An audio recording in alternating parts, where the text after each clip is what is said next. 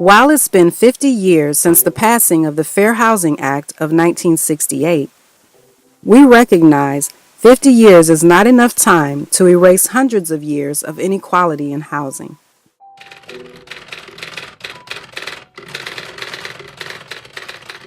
What bothers me most is that this was actually written.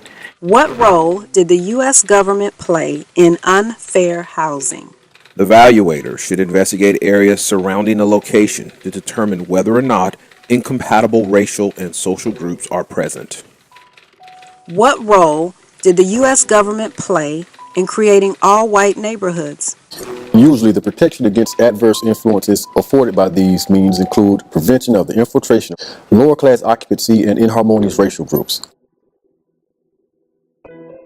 A change in social or racial occupancy generally leads to instability and a reduction in value. What role did the U.S. government play in the segregation of schools? Schools should be appropriate to the needs of the new community, and they should not be attended in large numbers by inharmonious racial groups. What role did the U.S. government play in inspiring the practice of redlining? An intelligent prediction may be made regarding the possibility or probability of the location being invaded by such groups. These instructions came from a copy of the 1936 Federal Housing Administration Underwriting Manual. Many believe it was a sort of playbook, teaching FHA officers and even private lenders on how to maintain the status quo.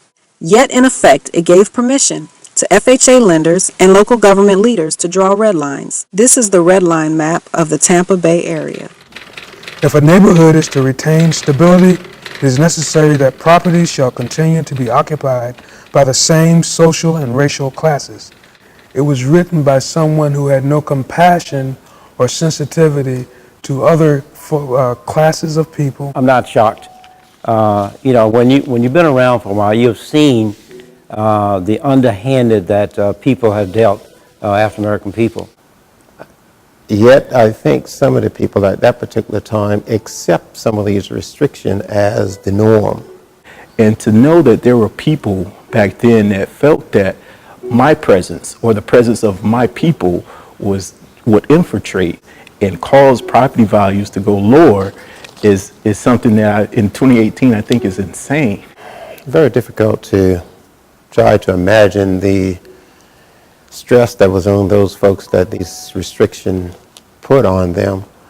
The National Association of Real Estate Brokers was established here in the Tampa Bay area in 1947 to address legal discriminatory practices in housing. Those forefathers, those 14 people who came together in Tampa and said, okay, we're going to do something for democracy in housing. That someone had the foresight in 1947 to come up with an organization which foundation was to care about disadvantaged people. Thanks to NAREB and other civil rights leaders who pushed President Lyndon Johnson to sign the Fair Housing Act, today the Federal Reserve says redlining is an illegal practice. It was unlawful for people to discriminate because of race. We're losing our communities, our history. As with the task to overturn the practice of redlining, NAREB remains at the forefront, pushing for fair housing and moving to overcome barriers to home ownership that still exist today.